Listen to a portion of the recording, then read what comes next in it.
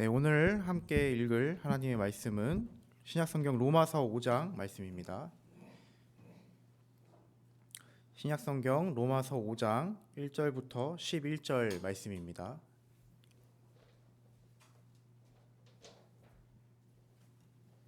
신약성경 로마서 5장 1절부터 11절 말씀입니다. 제가 봉독하겠습니다. 그러므로 우리가 믿음으로 의롭다 하심을 받았으니 우리 주 예수 그리스도로 말미암아 하나님과 화평을 누리자. 또한 그로 말미암아 우리가 믿음으로 서 있는 이 은혜에 들어감을 얻었으며 하나님의 영광을 바라고 즐거워하느니라. 다만 이뿐 아니라 우리가 환난 중에도 즐거워하나니 이는 환난은 인내를, 인내는 연단을, 연단은 소망을 이루는 줄 알미로다. 소망이 우리를 부끄럽지 않게 하지 아니함은 우리에게 주신 성령으로 말미암아 하나님의 사랑이 우리 마음에 부은 바 됨이니 우리가 아직 연약할 때에 기약대로 그리스도께서 경건하지 않은 자를 위하여 죽으셨도다. 의인을 위하여 죽는 자가 쉽지 않고 선인을 위하여 용감히 죽는 자가 혹 있거니와 우리가 아직 죄인 되었을 때에 그리스도께서 우리를 위하여 죽으심으로 하나님께서 우리에 대한 자기의 사랑을 확증하셨느니라. 그러면 이제 우리가 그의 피로 말미암아 의롭다 하심을 받았으니 더욱 그로 말미암아 진노하심에서 구원을 받을 것이니 곧 우리가 원수 되었을 때에 그의 아들의 죽으심으로 말미암아 하나님과 화목하게 되었은즉 화목하게 된 자로서는 더욱 그의 살아나심으로 말미암아 구원을 받을 것이니라. 그뿐 아니라 이제 우리로 화목하게 하신 우리 주 예수 그리스도로 말미암아 하나님 안에서 또한 즐거워하느니라. 아멘. 네, 한 주간 잘 지내셨습니까? 네. 오늘 우리가 말씀을 통해서 우리가 설교 제목에 나와 있는 것처럼 의롭다 하심을 받은 사람의 삶이 무엇인지를 좀 살펴보았으면 좋겠습니다. 다른 말로 하면 칭의라고 하죠. 의롭다고 칭함을 받았다라는 이야기입니다. 하나님께서 예수 그리스도를 통해서 우리를 의롭다 칭하셨다라는 이야기를 오늘 함께 나누면서 우리의 삶이 어떠해야 하는지를 함께 살펴보았으면 좋겠습니다. 우리가 읽은 로마서 5장 1절에서 성경은 이렇게 선포하고 있습니다. 그러므로 우리가 믿음으로 의롭다 하심을 받았다라고 말씀하고 있습니다. 성경은 우리가 믿음으로 칭의를 받았다고 말씀하고 있습니다. 이것은 우리가 의롭지 않다라는 것을 먼저 전제하고 있습니다. 바울은 로마서 1장부터 3장에서 이제 이 이야기를 합니다. 모든 세계가 하나님을 거부하는 죄 아래에 있게 되었다. 그리고 특별히 그로 인하여서 죄로 물든 세계와 인간은 하나님의 심판을 받아 마땅하다라고 기록하고 있습니다. 또한 구약에서 주어진 수많은 율법들로는 결코 하나님의 의에 이를 수 없으며 그 의에 이르지 못하기 때문에 불의하며 그 의의 기준에 하나라도 못 미친다면 죄인이다. 그래서 하나님의 심판을 피할 수 없다라는 것을 로마서 1장부터 3장까지 이야기하고 있습니다. 로마 3장 2, 3절 우리가 잘 알고 있는 말씀이죠. 모든 사람이 죄를 범하였음에 하나님의 영광에 이르지 못하였다. 성경은 모든 사람이 죄인임을 공포하고 있습니다. 그러나 이제 율법 외에 하나님의 한 의가 나타났다라고 성경은 말씀하고 있습니다. 이 의는 예수 그리스도를 믿음으로 말미암아 모든 믿는 자에게 미치는 하나님의 의이다라고 이야기하고 있습니다. 우리가 방금 제가 읽어드린 3장 23절 이후 24절에 이렇게 기록되어 있습니다. 그리스도 예수 안에 있는 속량으로 말미암아 하나님의 은혜로 값없이 의롭다 하심을 얻은 자가 되었다.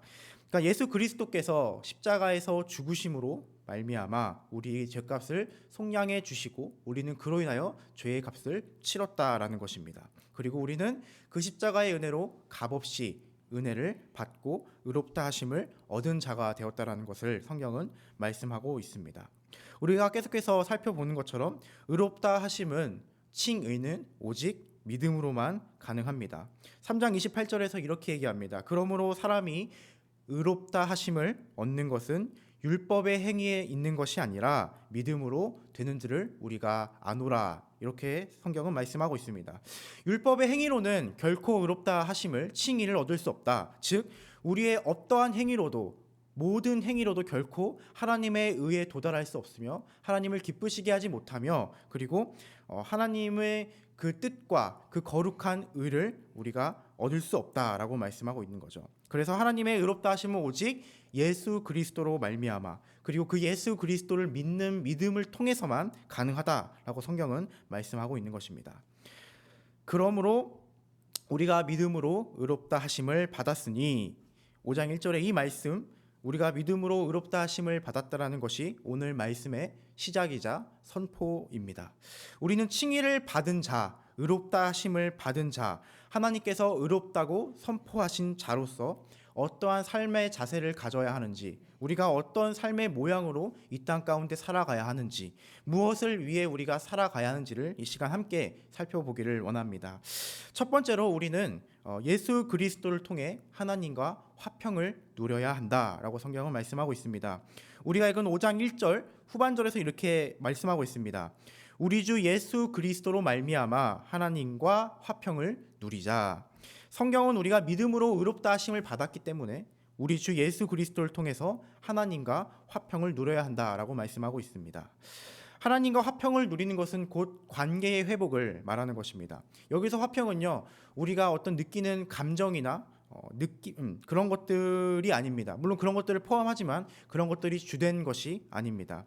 화평이라는 이 단어는요, 특별히 화목으로 우리가 해석할 수 있습니다. 화해하다라고 이야기할 수 있습니다. 즉 하나님과 화목하게 되었으니, 하나님과 화해하게 되었으니 그것을 누려라라고 말씀하고 있다라는 것이죠.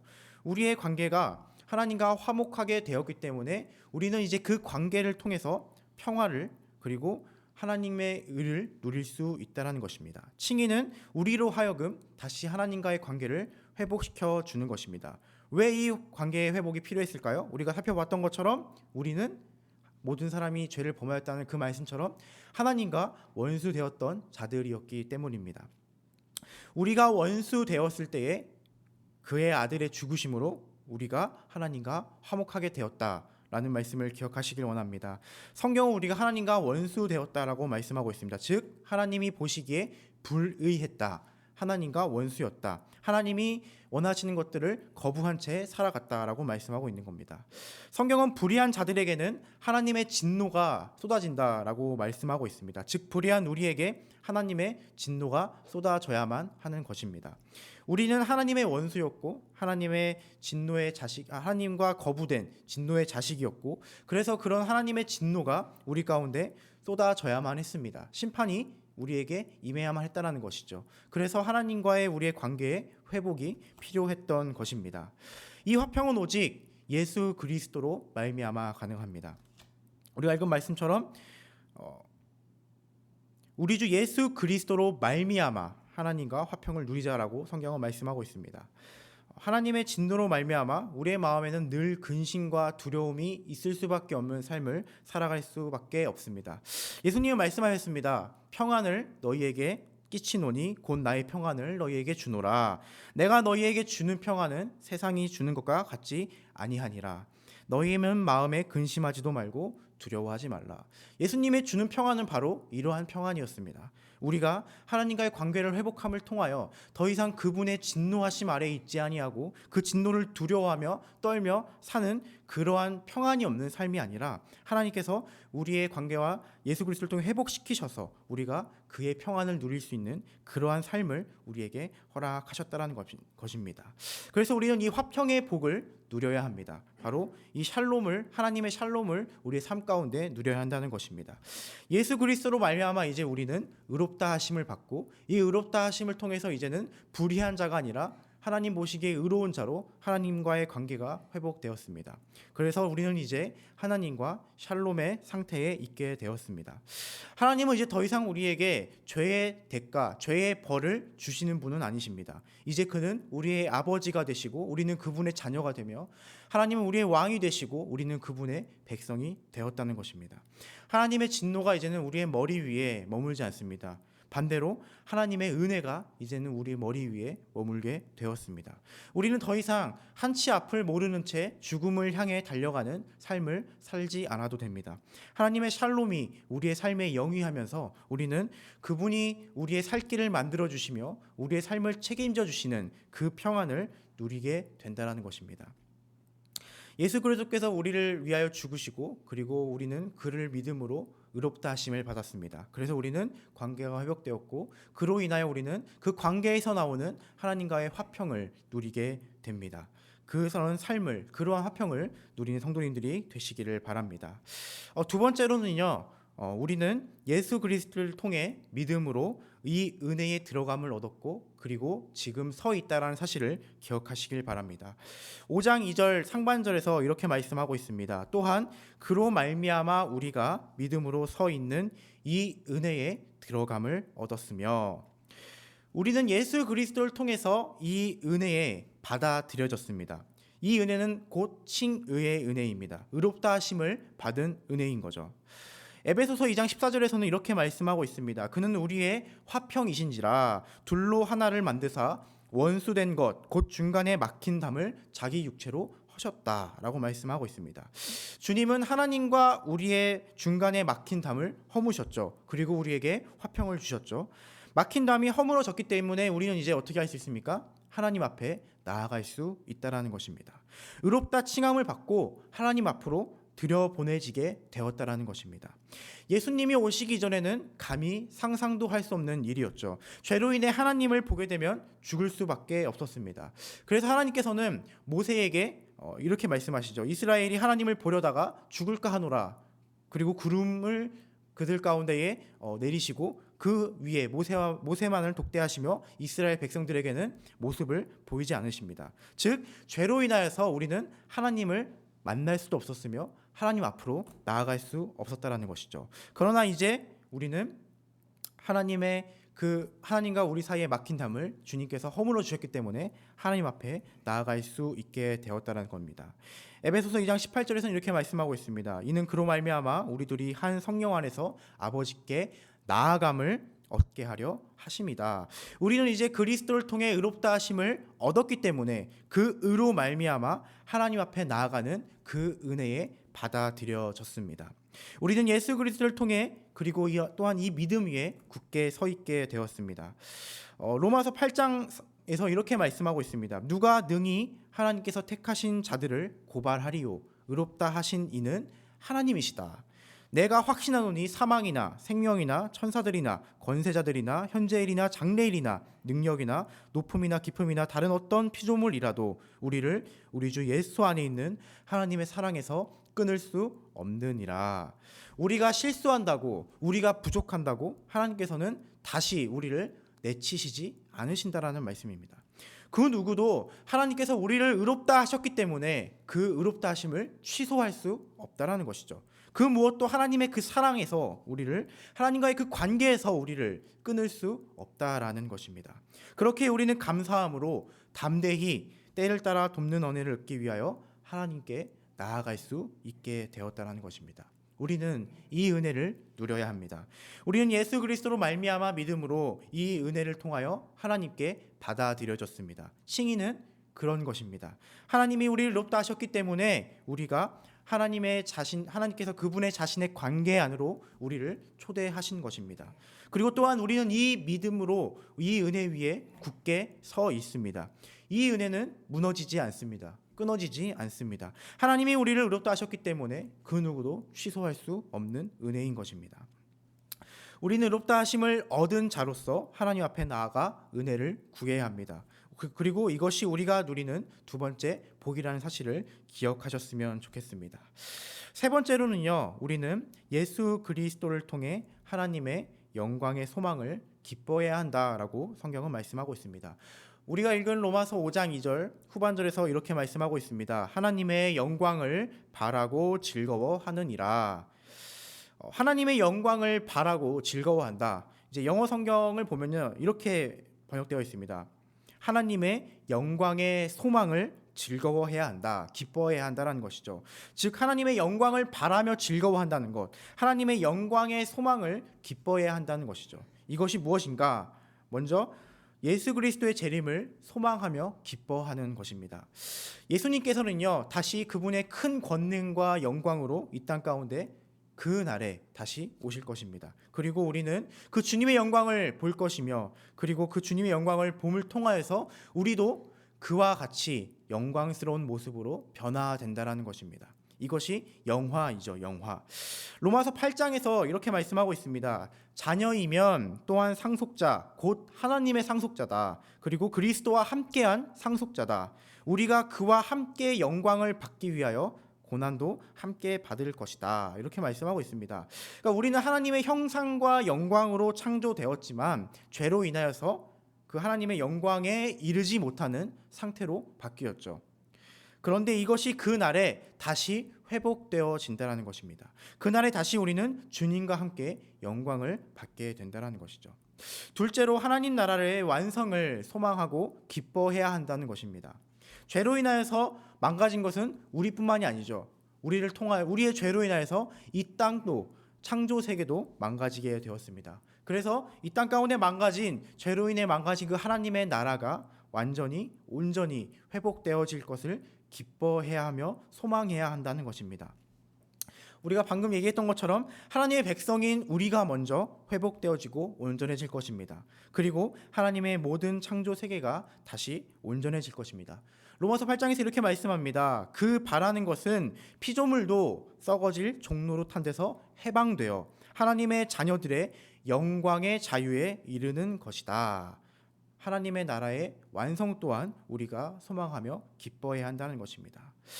또한 우리는 그렇기에 하나님의 영광의 소망을 기뻐하는 삶을 살아야 됩니다. 우리가 하나님 앞에 다시 영광스러운 모습으로 완성되는 것과 그리고 이 땅에 하나님의 나라가 영광스러운 모습으로 완성되는 것을 간절히 바라며 그것을 기뻐하는 삶을 살아야 된다고 오늘 성경은 말씀하고 있는데, 그렇다면 실제적으로 우리는 그러한 삶을 어떻게 살 수 있는가라는 질문을 던져볼 필요가 있습니다. 크리스토퍼 라이트라는 신학자가 있습니다. 그는 이제 하나님의 선교라는 책을 썼는데요. 책 제목처럼 선교는 하나님의 것이라는 말입니다. 즉 하나님이 선교를 시작하셨고 선교는 하나님께서 이루어 가신다라는 내용을 담고 있습니다. 그리고 그는 그 선교라는 단어를 정의하면서 이렇게 말합니다. 근본적으로 우리의 선교는 우리가 하나님의 백성으로서 하나님의 부르심과 명령에 따라 하나님 자신의 역사 안에서 하나님의 피조물의 구속을 위해 헌신적으로 참여하는 것을 의미한다. 우리의 선교는 하나님의 선교로부터 그리고 그 선교에 참여하는 것으로부터 나온다라고 말하고 있습니다. 이 문장을 잘 들여다보면 선교라는 것이 우리가 생각하는 선교와는 조금 다르다는 것을 느낄 수 있습니다.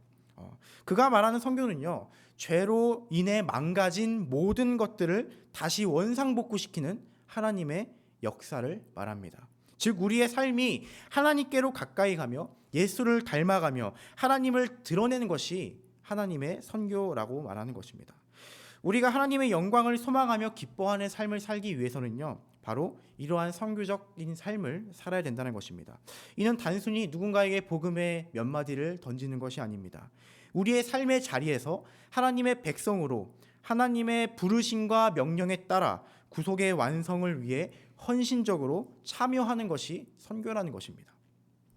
우리의 하는 일과 우리의 삶의 목적, 그리고 우리가 하는 일의 이유는요, 하나님의 영광을 드러내는 것이어야 합니다. 그것을 위한 것이어야 합니다. 우리의 삶의 모든 모양은요, 하나님의 영광을 드러내도록 살아내야 하는 것입니다. 하나님의 영광을 드러낸다는 것은 곧 내가 받은 은혜를 이 땅 가운데 드러내며, 그리고 하나님께서 내게 말씀하신 모든 바를 이 땅 가운데 순종하며 살아가며, 그리고 하나님의 나라를 이 땅 가운데 그 하나님의 말씀의 권위를 이 땅 가운데에 확장시켜 나가는 삶이 하나님의 영광을 드러내는 것이죠. 이 땅에 죄가 들어오면서 하나님의 선교는 시작되었습니다. 그리고 그 하나님의 선교 역사 가운데에 우리는 지금 여전히 살아가고 있습니다. 하나님의 나라의 완성을 바라보며 하나님의 나라의 선교에 참여하며 살아가고 있다는 것이죠. 이 땅에 하나님의 나라를 이루며 살아가는 것입니다. 사랑하는 성도 여러분, 우리는 하나님의 영광의 소망을 기뻐하며 살아야 됩니다. 그 영광의 소망을 기뻐하며 살아간다는 것은 단순히 마음으로 기뻐한다 라고 외치는 것을 넘어서서 우리의 삶을 그것이 정말 기뻐하는 삶으로, 즉 이 땅 가운데 하나님 나라를 확장시켜가고 살아내는 삶을 위해 치열하게 살아가는 그러한 생활이 우리 가운데 필요하다라는 것입니다.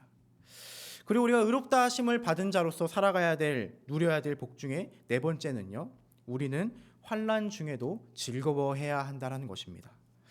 로마서 5장 3절부터 4절에서 이렇게 말씀하고 있죠. 다만 이뿐 아니라 우리가 환난 중에도 즐거워하나니 이는 환난은 인내를, 인내는 연단을, 연단은 소망을 이루는 줄 알미로다. 우리는 환난 중에 즐거워해야 한다라고 말씀하고 있습니다. 그러니까 이것은요, 우리에게 환난이 있다는 것을 전제하고 있습니다.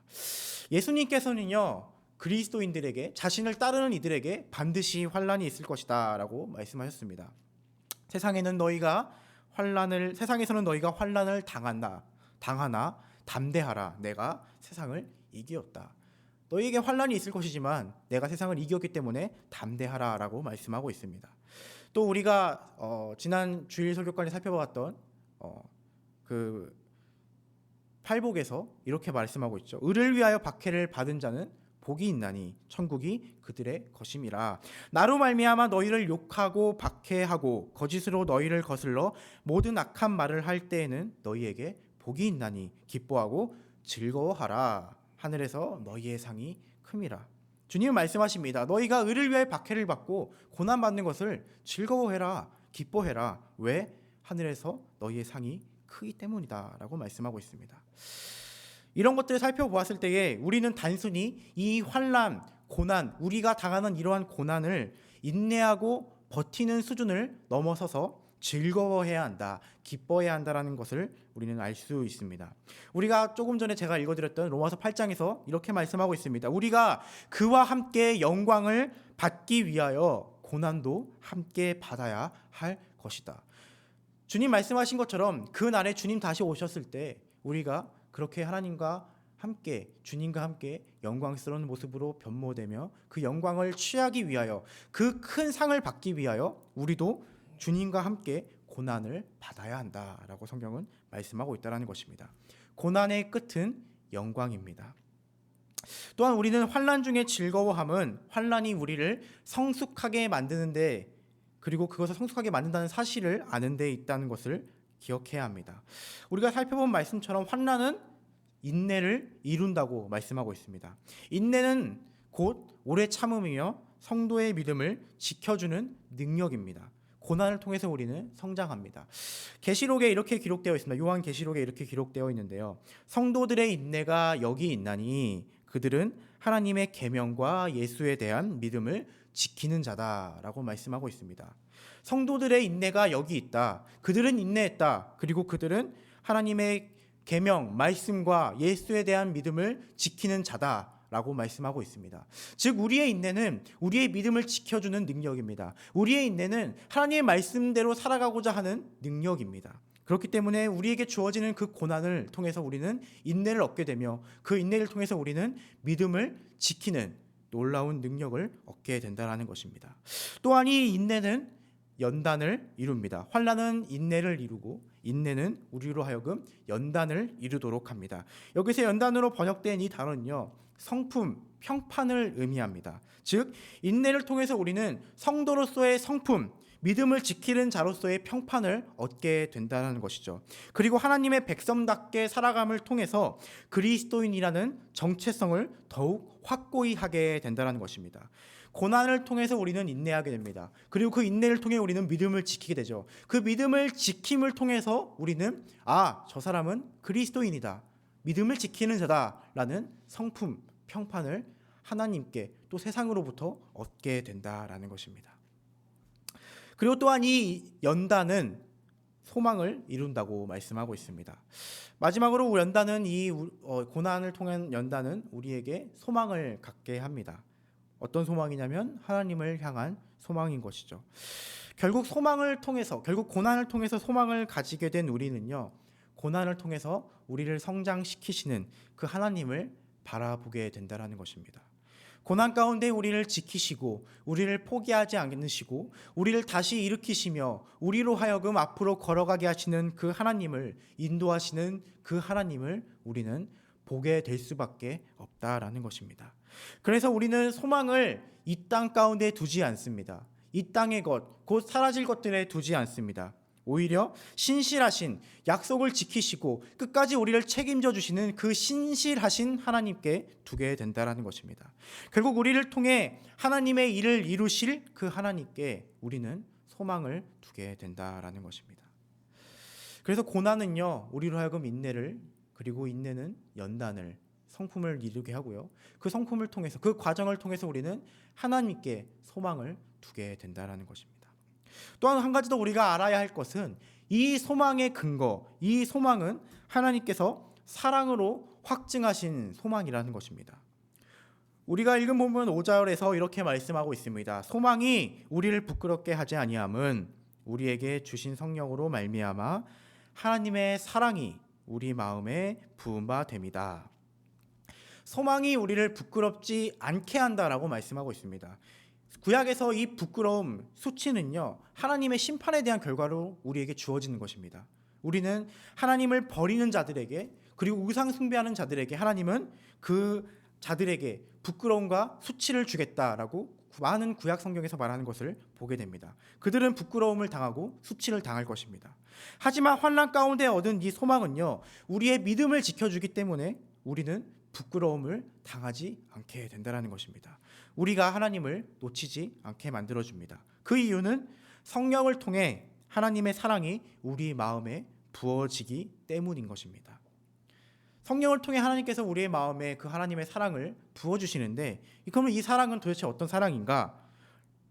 우리가 읽은 로마서 5장 8절에서 이렇게 기록되어 있습니다. 우리가 아직 죄인 되었을 때에 그리스도께서 우리를 위하여 죽으심으로 하나님께서 우리에 대한 자기의 사랑을 확증하시느니라. 또 6절에서 이렇게 말씀하죠. 우리가 아직 연약할 때의 기약대로 그리스도께서 경건하지 않은 자들을 위하여 죽으셨도다. 이 사랑은요, 먼저 기약대로 우리가 연약할 때에 그리스도께서 죽으신 사랑입니다. 기약대로 죽으셨다라고 되어 있습니다. 이 기약이라는 것은 약속된 그 약속을, 이미 약속된 그 시기를 말씀하시는 거죠. 하나님은 약속을 지키시는 신실하신 분입니다. 우리가 알고 있듯이 이 땅 가운데 죄가 들어옴을 통해서 하나님의 선교는 시작되었죠. 그 선교의 핵심 중에 하나는 하나님의 구원입니다. 그리고 하나님은 구약 성경을 통해서 수많은 선지자들과 그리고 많은 이들을 통해서 하나님의 구원을 약속하셨고, 마침내 예수님을 통해서 그 약속을 성취하셨습니다. 그리고 또한 더 나아가서 그 성취하신 예수님을 통하여서 이 땅 가운데 다시 오실 그 날을 기대하게 하시고 그 날을 완성하실 것 또한 약속하셨죠. 그 놀라운 하나님의 구원 역사를 살펴본다면 우리는 하나님은 약속을 지키시는 분임을 알게 될 것입니다. 그래서 그분을 향해 우리는 신실하신 하나님이라고 우리는 말씀드릴 수 있습니다. 그렇기 때문에 우리는 우리의 소망은 사라지지 않을 것입니다. 또한 두 번째로는 우리가 아직 죄인 되었을 때에 그리스도께서 죽으셨다라는 것입니다. 그냥 죽으신 것이 아니라 우리가 하나님과 원수 되었을 때에, 여전히 우리가 하나님을 거부할 때에, 여전히 죄악 가운데 빠져 허덕일 때에 우리를 죽기까지 사랑하셨다라는 것입니다. 그분의 사랑은 실로 무엇보다 큽니다. 그렇기에 그 사랑이 우리의 소망을 확증해 준다라는 것이죠.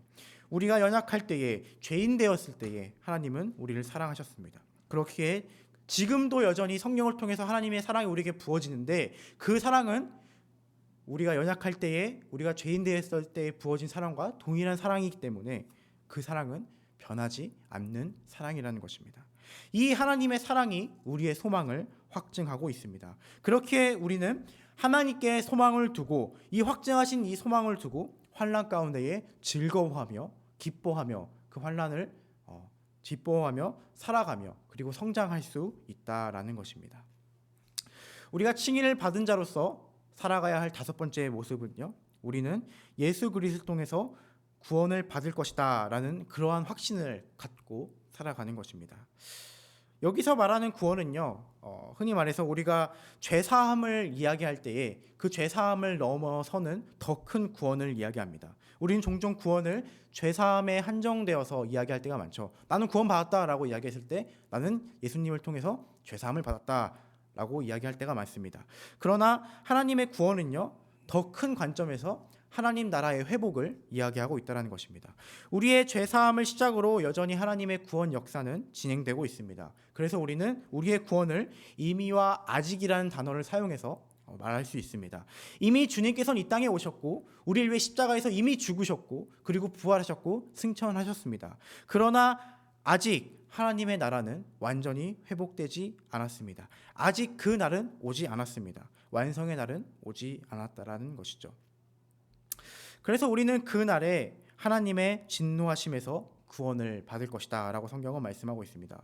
우리가 읽은 본문 9절 말씀에서 이렇게 말씀합니다. 그러면 이제 우리가 그의 피로 말미암아 의롭다 하심을 받았으니 더욱 그로 말미암아 진노하심에서 구원을 받을 것이니, 그러니까 우리가 그리스도로 피로 말미암아 우리가 의롭다 하심을 받았다. 그렇기 때문에 우리는 더욱 그로 말미암아 하나님의 진노에서 구원을 받을 것이다. 여기서 말하는 하나님의 진노에서 구원을 받을 것이라는 것은 그 날에, 그 심판의 날에, 하나님이 죄 있는 자들을 심판하시는 그 날에 우리는 구원을 받게 된다라는 이야기입니다. 우리의 죄값은 치러졌기 때문에 예수 그리스도를 믿음으로 우리는 그 날에, 그 심판의 날에 두려워 떠는 것이 아니라 오히려 기뻐하고 노래하며 찬양할 수 있다라는 것이죠. 또한 우리는 그날에 부활의 능력을 경험하게 된다는 것입니다. 10절에서 이렇게 이야기합니다. 곧 우리가 원수 되었을 때에 그의 아들의 죽으심으로 말미암아 하나님과 화목하게 되었은즉 화목하게 된 자로서는 더욱 그의 살아나심으로 말미암아 구원을 받을 것이니라. 우리가 원수 되었을 때에 하나님은 우리와 화목하셨기 때문에 우리는 화목된 자로서 그의 나라에서 결코 떨어지지 않을 것이라는 것입니다. 그 날에 하나님의 나라가 완성되어질 때에, 주님 다시 오실 때에 우리는 주님께서 경험하신, 주님께서 이루신 그 부활의 능력을 동일하게 경험하게 된다는 것입니다. 여기서의 그 부활은 아까 살펴보았던 영광스러운 모습으로 변화되는 것을 말합니다. 그래서 우리는 우리의 구원을 완전히 이루실, 이미 우리의 구원이 시작되었지만 아직 구원이 완성되지 않았기 때문에 그 우리의 구원을 이루실 하나님에 대한 확신을 가지고 살아가야 된다는 것입니다. 이 확신은 어떻게 우리의 삶에 자리 잡게 될 수 있느냐? 우리가 살아가면서 의롭다 칭함을 받았지만 여전히 연약합니다. 여전히 넘어지고 여전히 좌절합니다. 하지만 그 가운데서 이 구원에 대한 확신은요, 우리가 다시 일어서는 힘으로 우리를 이끌어 줄 것입니다. 우리의 구원은 취소되지 않습니다. 그날에 우리의 구원은 완성될 것입니다. 더 아름다운 모습으로, 더 영광스러운 모습으로 하나님이 시작하셨기 때문에 반드시 완성시키신다는 것입니다. 그렇기에 우리는 이러한 확신을 가질 때에 우리가 여전히 신앙생활하는 가운데에 넘어질지라도 우리는 담대하게 나아갈 수 있다는 것입니다. 마지막 6번째로 의롭다 칭함을 받은 자의 모습은요, 하나님 안에서 이제로부터 계속 즐거워하는 삶입니다. 우리가 계속해서 보고 있는 본문 5장 11절에서 이렇게 이야기합니다. 그뿐 아니라 이제 우리로 화목하게 하신 우리 주 예수 그리스도로 말미암아 하나님 안에서 또한 즐거워하느니라. 성경은 이제 다시금 우리에게 말씀하고 있습니다. 이제 우리로 화목하게 하신 그 우리 주 그리스도, 예수 그리스도로 말미암아 너희가 하나님 안에서 즐거워해라, 기뻐해라 라고 말씀하고 있습니다. 의롭다 하심을 받은 그리스도인들, 우리들의 삶의 자세는 바로 하나님 안에서의 기뻐함입니다. 우리를 하나님과 화목하게 하신 예수 그리스도로 말미암아 우리는 하나님 안에서 기뻐해야 합니다. 우리가 지금까지 총 6가지의 모습을 살펴보았는데 앞에서 살펴보았던 그 5가지의 모든 모습을 누리면서 궁극적으로는 하나님 안에서 즐거워해야 한다라고 성경은 말씀하고 있습니다. 말씀을 맺겠습니다. 우리는 믿음으로 의롭다 하심을 받은 자들입니다. 칭의를 얻은 자들입니다. 하나님께서 우리를 의롭다 칭하셨습니다. 그렇다면 우리의 삶은 어떠한 삶이어야 하는가? 우리의 삶의 자세는 어떤 모양이어야 하는가? 우리가 살펴본 것처럼 첫 번째로는 우리는 예수 그리스도를 통해 하나님과 화평을 누리는 삶을 살아야 됩니다. 관계에서 오는 관계의 회복에서 오는 화평입니다. 하나님과의 화목된 관계를 통해서 오는 평안입니다. 그러한 샬롬입니다. 더 이상 하나님을 두렵고 떨리는 무서운 존재가 아니라, 우리를 벌하시는 존재가 아니라 우리를 사랑하시고 우리를 긍휼히 여기시고 우리의 삶을 책임져 주시는 그러한 아버지 되신 하나님, 우리의 왕 되신 하나님의 관계에서 오는 샬롬을 누리는 것입니다. 두 번째로는 예수 그리스도를 통한 믿음으로 이 은혜에 들어감을 얻었고 지금 서 있다라는 것입니다. 칭의의 이 은혜를 통해 우리는 하나님께 받아들여졌습니다. 더 이상 하나님과의 우리 사이를 막고 있는 담은 없습니다. 허물어졌습니다. 그렇기 때문에 우리는 그 은혜를 구하기 위하여 하나님께 담대히 나아갈 수 있습니다. 때를 따라 돕는 은혜를 위하여 우리는 하나님 앞에 담대히 하나님 면전 앞으로, 하나님 그분의 얼굴 앞으로 기도함으로 나아갈 수 있게 되었다는 것이죠. 그리고 이 은혜 위에 우리는 굳게 서 있기에 우리는 결코 무너지는 것을 붙잡지 않게 된다는 것입니다. 세 번째로는 우리는 예수 그리스도를 통해 하나님의 영광의 소망을 기뻐해야 한다는 것입니다. 주님과 같이 영광스러운 모습으로 바뀐다. 그리고 이 땅 가운데 그날에 마침내 하나님 나라가 완성되어져 우리의 구원이 완성된 자. 그래서 우리는 그것을 소망하고 기뻐하며 오늘을 살아가야 한다. 그래서 그런 오늘의 삶은 선교적 삶이다. 내가 하나님을 드러내고 하나님의 법을, 하나님의 말씀을 이 땅 가운데 드러내며 그분의 나라를 이루어가는 그런 선교적 마인드로 살아가는 삶이라는 것입니다. 네 번째로 우리는 환난 중에 기뻐하며 즐거워해야 한다는 것입니다. 환난은 우리를 성숙하게 합니다. 고난은 우리에게 인내를 낳게 하고 그 인내는 우리에게 연단을 이루게 하고 그 연단은 우리로 하여금 소망을 가지게 한다는 것입니다. 그리고 이 소망은 우리가 하나님께 두는 이 소망은 하나님의 그 사랑으로 확증하신 소망이기에 우리는 넘어지거나 무너지지 않는 확실한 반석 위에 서게 되었다는 것입니다. 그래서 우리는 환난 가운데에 이 고난 가운데에 소망을 가지고 즐겨야 합니다. 누려야 합니다. 기뻐해야 합니다. 그리고 그 고난이 우리에게 주는 덕목들을 살펴보며 하나님이 이 고난을 통해서 우리에게 원하시는 것이 무엇인지를 깨달으며 고난을 기뻐히 받아들여야 한다는 것입니다. 다섯 번째로 우리는 예수 그리스도를 통해서 구원받을 것을 확신해야 합니다. 우리의 구원은 이미 받았으나 아직 완성은 되지 않았습니다. 심판의 날에 우리는 심판받는 자들을 똑같이 심판을 받지만 그 심판 앞에 우리는 죄 없다 함을 받을 것이고 그래서 우리는 그 날의 부활의 능력을 경험하게 될 것이고 그래서 우리는 영원한 그의 나라에 거하게 될 것입니다. 이에 대한 확신을 가지고 우리의 구원이 취소되지 않음을 확신하며 살아가야 합니다. 그리고 여섯 번째로 마지막으로 우리는 이제 하나님 안에서 즐거워하며 하루하루를 살아가야 합니다. 우리에게 이 모든 것들을 허락하신 그 하나님께 감사하며 하나님 안에서 기뻐해야 합니다. 이것이 우리의 삶의 목적인 것입니다. 우리 의롭다 하심을 받은 성도들의 삶의 자세는요, 결국 기뻐함입니다. 하나님을 즐거워함입니다. 하나님 안에서의 기뻐함입니다. 우리가 표준 교리로 삼고 있는 웨스트민스터 소요리 문답 1문에서는 이렇게 질문하고 있죠. 우리가 교회 생활을 신앙생활을 좀 했다 하면은 너무나도 잘 알고 있는 문답입니다. 사람이 죄일 되는 목적은 무엇입니까? 그 답은 이렇게 하죠. 사람이 죄일 되는 목적은 하나님을 영화롭게 하고 하나님을 영원토록 즐거워하는 것입니다. 우리의 삶의 목적이 이러하다라고 말씀하고 있습니다. 하나님을 영화롭게 하는 것과 하나님을 영원토록 즐거워하는 것입니다. 우리가 오늘 읽은 말씀 칭의를 받은 자의 모습일 것입니다. 그래서 저는 한 가지 더 말씀드리고 싶습니다. 우리가 이 1문은 정말 잘 알고 있습니다. 그런데 바로 뒤에 나오는 이 문을 혹시 알고 계십니까? 그 다음에 나오는 문답을? 그 다음에 나오는 문답은 이렇게 말하고 있습니다. 하나님을 영화롭게 하고 즐거워하는 것을 지도하시려고 하나님께서 우리에게 주신 준칙은 무엇입니까? 우리가 지켜야 할 그 법칙은 무엇입니까? 이렇게 말씀하고 있습니다. 하나님을 영화롭게 하고 즐거워하는 것을 지도하시려고 하나님께서는 우리에게 주신 유일한 준칙은 구약과 신약 성경에 기록된 하나님의 말씀입니다. 우리가 하나님 안에서 기뻐할 수 있는 유일한 근거는요, 우리의 어떤 감정이나 우리의 어떤 생각들을 넘어서서 근거는 하나님의 말씀입니다.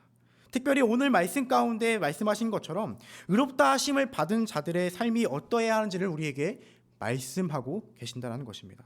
오늘 말씀을 통해서 하나님을 영원토록 즐거워하고 기뻐하는 것이 무엇인지를 다시금 기억하시기를 원합니다. 그리고 하나님을 영화롭게 하고 영원토록 즐거워하는 그러한 성도님들 되시기를 주님의 이름으로 축복합니다.